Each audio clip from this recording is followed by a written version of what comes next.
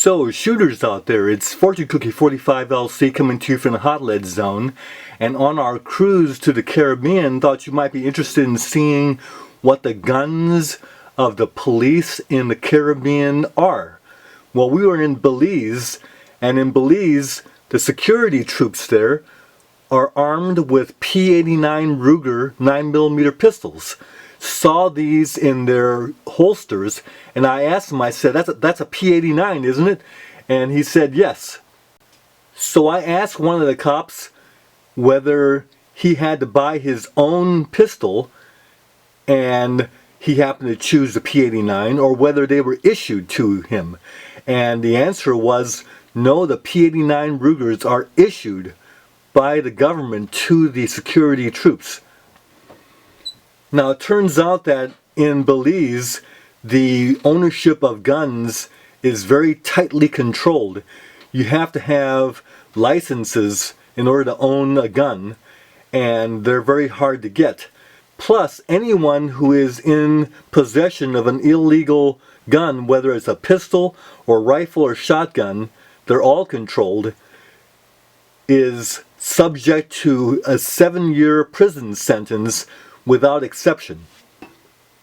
Well, then our cruise went to Roatan, Honduras, and in Roatan, Honduras, I saw some troops, actual military people, and they were armed with the M16 back from the Vietnam War era, because they had the triangular handguards, and some of them didn't have bolt assist, this kind of thing, and they had 20 and 30 round magazines. So the military troops there are using the old M16s we probably sold to Honduras a while back, and that's what they're using. 223 caliber M16s. Now, of course, this is the AR-15 semi-automatic civilian version, but the troopers there, military personnel there in Honduras, had the fully automatic M16s.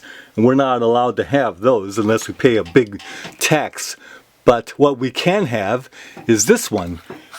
The military people in Honduras were also armed with the regular Mossberg 500 short-barreled shotguns, and that's what they had there also.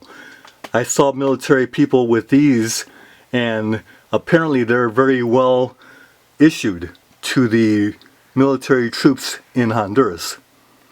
A lot of our weaponry from previous eras are being put to good use in the Caribbean countries, and who knows, someday when they upgrade some of their guns, such as the Mossberg 500 and the P89 Rugers, if they upgrade those, we'll see these come back into our country, and we'll be able to buy them on the used gun market, and we should look for that. So there's a possibility for us to have opportunity if that happens.